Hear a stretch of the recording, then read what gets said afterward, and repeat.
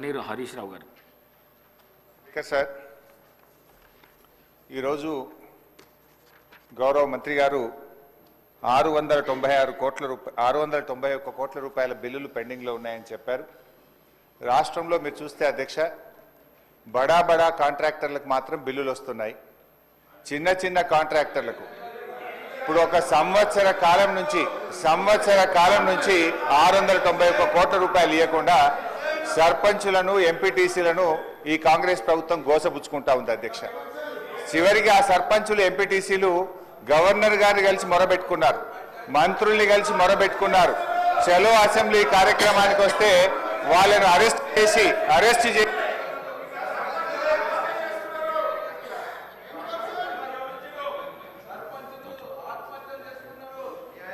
Speaker sir, సభను కొంచెం ఆర్డర్లో పెట్టండి. స్పీకర్ సార్, 2 రోజులు మొన్ననే ట్రైనింగ్ ఇచ్చింది, ఇదేనా sir training? Sir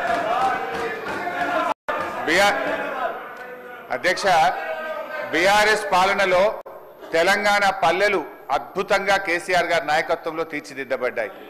Palle Pragathi, పట్టణ ప్రగతి అనే కార్యక్రమం పెట్టి ప్రతి నెల పల్లె ప్రగతి కింద గ్రామాలకు 275 కోట్లు ఇచ్చాం, పట్టణ ప్రగతి కింద 150 కోట్ల రూపాయలు ఇచ్చాం. కానీ కాంగ్రెస్ ప్రభుత్వం వచ్చిన తర్వాత ఈ ఏడాది కాలంలో పల్లె ప్రగతి, పట్టణ ప్రగతి కింద 1 రూపాయి కూడా గ్రామ పంచాయతీలకు ఇవ్వకుండా పోవడం వల్ల ఈ రోజు ఈ సమస్య వచ్చింది అధ్యక్ష. ఇది నేను చెప్తున్నది కాదు, కేంద్ర ప్రభుత్వం చెప్పింది. దేశంలో ఉత్తమ గ్రామ పంచాయతీల అవార్డులు ప్రకటిస్తే టాప్ 20 అవార్డ్స్ లో 19 అవార్డులు తెలంగాణ రాష్ట్రానికి వచ్చాయి. 20లో 19 తెలంగాణకు తెచ్చిన ఘనత కేసీఆర్ గారిది, బీఆర్ఎస్ ప్రభుత్వాన్ని. సో ఆ రకంగా పల్లెలు చేశాం. ప్రతి గ్రామ పంచాయతీకి ట్రాక్టరు, ట్యాంకరు, ట్రాలీ, నర్సరీ, వైకుంఠధామము, డంప్ యార్డు పెట్టి తెలంగాణ పల్లెలు దేశానికి ఆదర్శంగా నిలిపిన ఘనత కేసీఆర్ది, బీఆర్ఎస్ పార్టీ. అధ్యక్ష, మేము గౌరవనీయులు మంత్రి గారిని కోరేది ఒక్కటే, ఇవాళ ఈ ప్రభుత్వం వచ్చిన తర్వాత ఎస్ఎఫ్సి నిధులు విడుదల కావట్లేదు.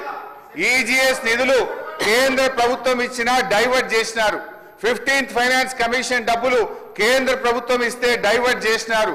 జీపీ జనరల్ ఫండ్ కూడా వాళ్ళ డబ్బులు వాళ్ళు ఖర్చు పెట్టుకోవడానికి కూడా ఫైనాన్స్ నుంచి క్లియరెన్స్ ఇయ్యక, చెక్కులు పాసుగాక ఇవాళ సర్పంచులు ఆత్మహత్య చేసుకునేటువంటి పరిస్థితి వచ్చింది. అప్పులు చేసి బంగారం కుదబెట్టి పనిచేస్తే ఈ బిల్లులు ఇయ్యారు అధ్యక్ష. ఒక్క నవంబర్ నెలలో బడా కాంట్రాక్టర్లకు 1200 కోట్లకు పైగా బిల్లులు ఇచ్చారు. ఒక్క నెలలో 1200 కోట్లు బడా కాంట్రాక్టర్లకు ఇస్తారు.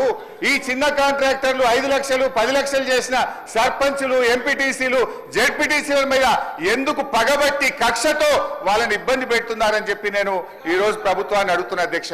ఈ రోజు పరిస్థితి ఏమైంది? గ్రామ పంచాయతీలకు రెగ్యులర్ గా ఇవ్వాల్సిన నిధులు ఇవ్వకపోవడం వల్ల చివరికి ఏం దాకా వచ్చిందంటే, అమెరికా దేశం తెలంగాణకు పోతే చికెన్ గున్యా వ్యాధులు వస్తున్నాయి, జాగ్రత్త అని అమెరికా దేశం ఆ దేశ పౌరులను హెచ్చరించే పరిస్థితి ఏర్పడ్డదంటే పల్లెల్ని ఏ రకంగా మీరు నిర్లక్ష్యం చేశారో అర్థమవుతా ఉంది. ఇప్పటికైనా ఇప్పుడు అమెరికా తెలంగాణ పోతే చికెన్ గున్యా వస్తుందని ఆ దేశ పౌరులను హెచ్చరించిందంటే ఇది మన రాష్ట్రానికి అవమానం, ఈ దేశానికి కూడా అవమానం. మీ పాలన ఆ రకంగా ఉన్నది. సో దయచేసి మేము కోరేది ఒక్కటే అధ్యక్ష, వీళ్ళు బిల్లులే కాదు అధ్యక్ష, ఎంపీటీసీలు, సర్పంచులు, జెడ్పీటీసీలు దిగిపోయి 9 నెలలు అయింది, ఇంకా వాళ్ళ జీతాలు కూడా పెండింగ్లు ఉన్నాయి. 1వ తారీఖు జీతం ఇస్తామని చెప్తారు.